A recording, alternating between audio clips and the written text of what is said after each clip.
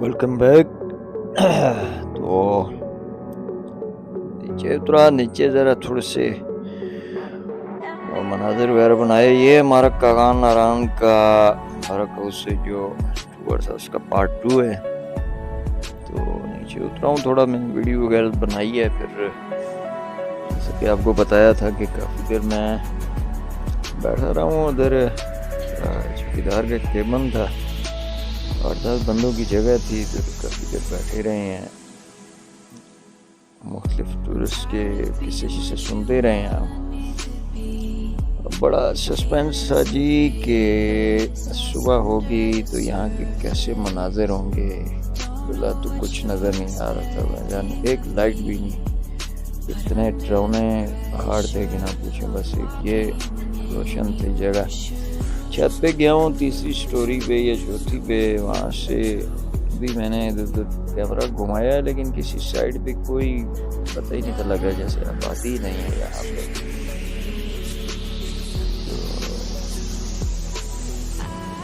तो काफी वो गपशप के बाद सो गया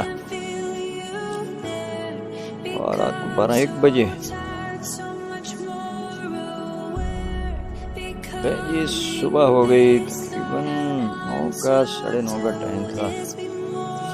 जल्दी जल्दी उठा, आगे पानी को हाथ लगाया तो ना कुछ क्या हालात।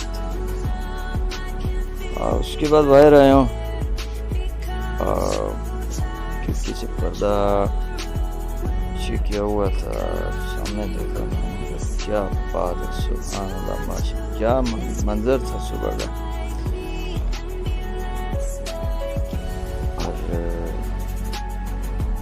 आस्ता फिर थोड़ी तैयारी वगैरह पकड़ी।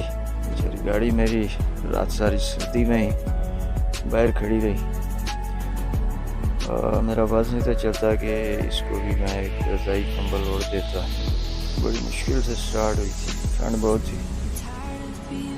ऑयल फ्रीज हो जाता है अगर मुश्किल हो जाता है स्टार्ट में।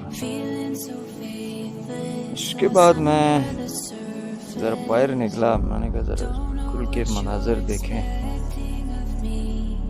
तो ये बाहर के मनाज़र मलाहत फरमाएं, क्योंकि उठते ही मैंने कहा चलें एक कदर व्हाट्सएप पे स्टेटस भी लगा दें कि हम यहाँ पहुँचे हुए हैं। तो आपकी थोड़ी वीडियोस वगैरह बनाई, साथ साथ बाकी जो साथ वाले अहबाब थे उनको भी कहा कि चलो भाई।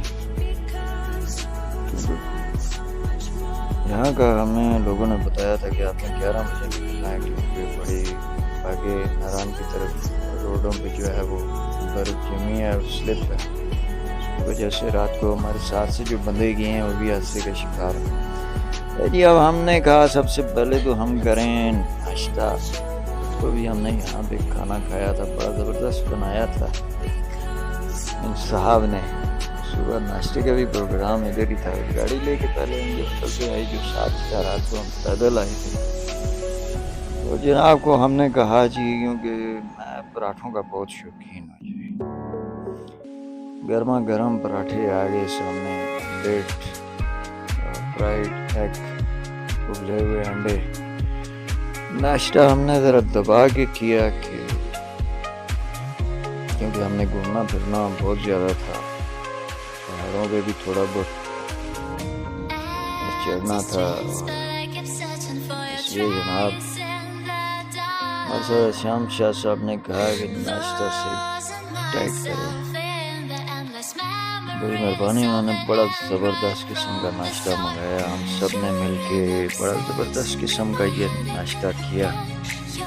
फिर मैं चाय का कप पूरा मिला गले में और अल्लाह का नाम ले गया कि तरफ रवाना हो गए। पुल क्रॉस कर रहे थे तो यहाँ से मैंने कहा चलें यहाँ की वीडियो बनाना शुरू कर दें। और हम आगे नारायण की तरफ निकल पड़े। पौने घंटे का रास्ता था क्योंकि मेरे लिए, क्योंकि ये नया रास्ता था, इसलिए ज़रा थोड़ा संभल के कहीं स्पीड कहीं स्लो।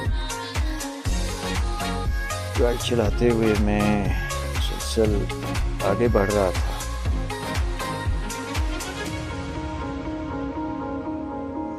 तो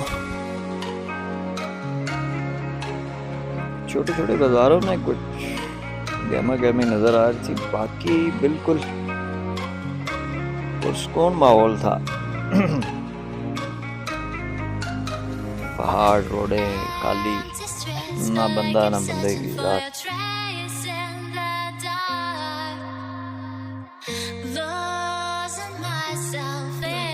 देखें जी, नवंबर में कागान नारायण कैसा होता है, बस यूं ही समझ ले कि सर्दियों ने पूरा इलाका किराए पे ले रखा था। हम गए तो रंग देखने,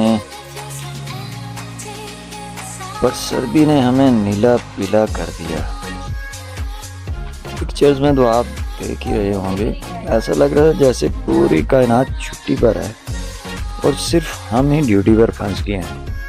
ना कोई बंदा ना कोई शोर, बस हम थे और वो खामोशी जिससे लग रहा था कि कोई हॉरर मूवी शुरू होने वाली है। लेकिन ये इसकी अपनी दिलकशी थी, मज़ा आ गया ये दिलकश नज़ारे देख देख। वही जहाँ जाओ चल पड़ो वाला भाई, जैसे कागान नारायण ना हो,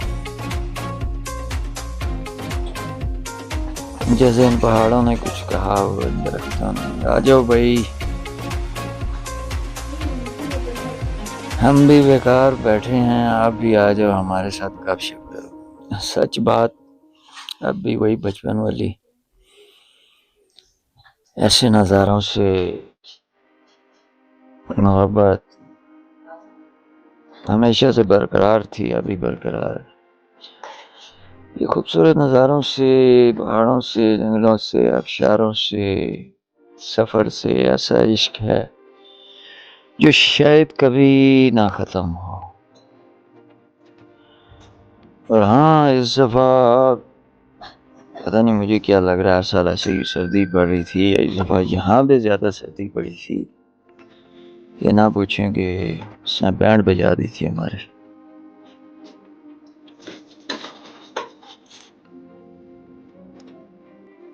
और अभी 11वां महीना था, लेकिन वो जो एक इंतहा होती है ना दिसंबर की, जनवरी की,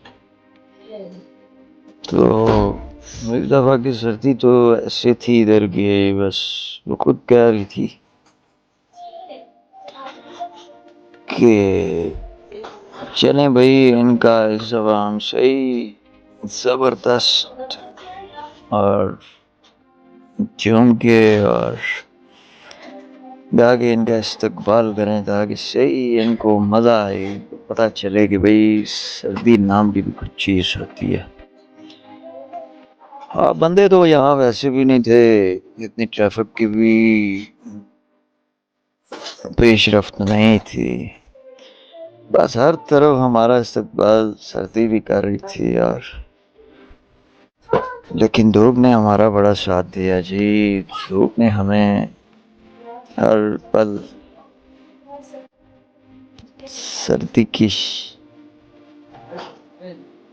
तकलीफ से बचाने की कोशिश की। लेकिन कभी कभी गर्मियों में यही सर्दी फिर हमें इस धूप से भी बचाती है ना। देखें कैसा कुदरत का निज़ाम है, आज हमें धूप सर्दी से बचा रही थी, लेकिन इसी धूप से कभी कभी हम इधर आते हैं तो हमें सर्दी बचा रही होती है। ऐसा इत्तेफाक है, ये अल्लाह का बनाया हुआ निज़ाम देखें कितना ज़बरदस्त है। कभी एक चीज़ से हम तंग हो रहे होते हैं तो दूसरी चीज़ हमें राहत दे रही होती है, और कभी उससे तंग हो रहे होते हैं और जिस चीज़ से पहले तंग हो रहे होते हैं वो हमें राहत दे रही होती है। तो ऐसा ही कुछ सिस्टम था। हाँ, बड़ी हैरानगी हुई मुझे, पीछे का रास्ता जो काफ़ी ठीक था, और आगे जब हम पारस के मुकाम से मेरे ख्याल आगे बढ़े हैं या किधर पता नहीं, उधर टूल प्लाजा उन्होंने जनाब हमसे 200 रुपया लिया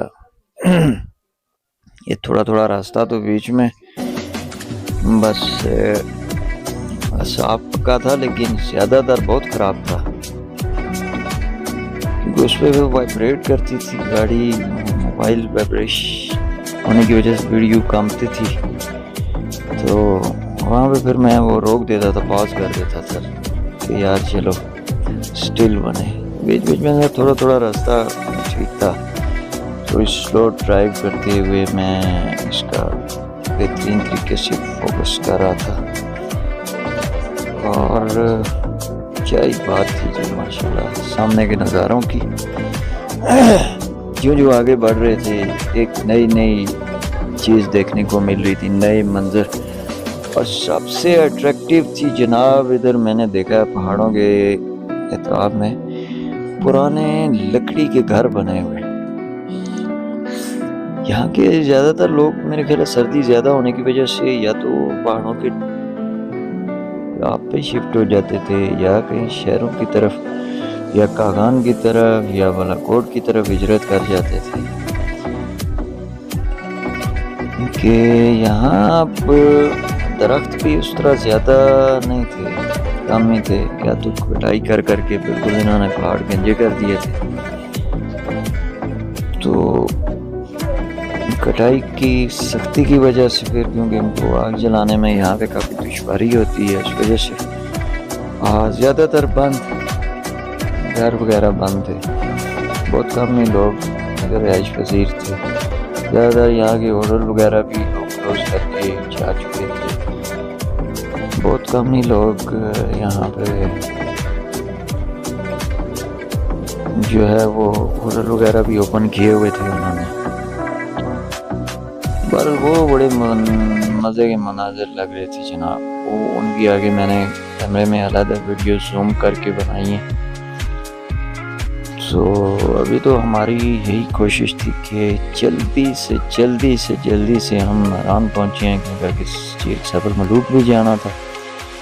उधर तो बहुत जल्दी दिन ख़त्म हो जाता, 3 बजे समझे गए शाम के 11 में शुरू हो जाते हैं। इसलिए फिर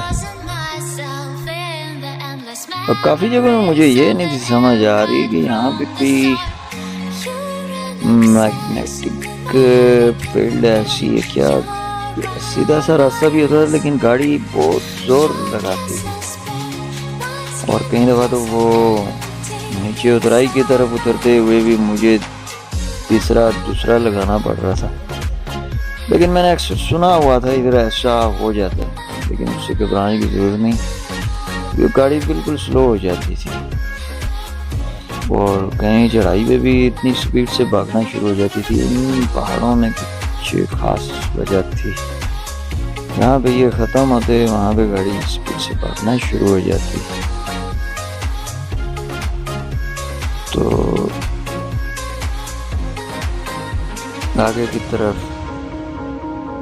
बढ़ते जा रहे थे, मुख्तलिफ नज़ारे, नए नए पहाड़, नए नए नज़ारे, नए नए तरह जो हमसे अनजान थे, हम उनसे अनजान थे। तो वो बाकायदा तौर पर हमारा इस्तकबाल कर रहे थे, हेलो हाई कर रहे थे।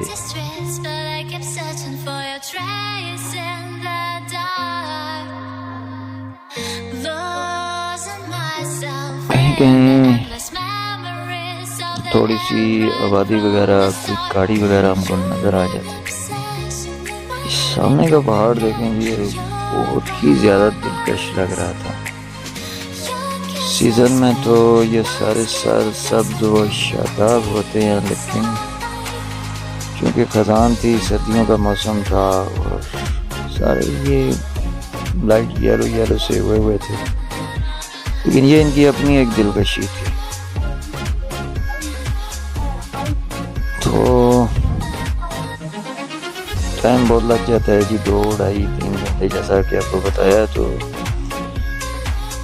इस वजह से इस वीडियो को यहाँ पे एंड करते हैं और मिलते हैं पार्ट 3 में। तो हमें याद रखिएगा।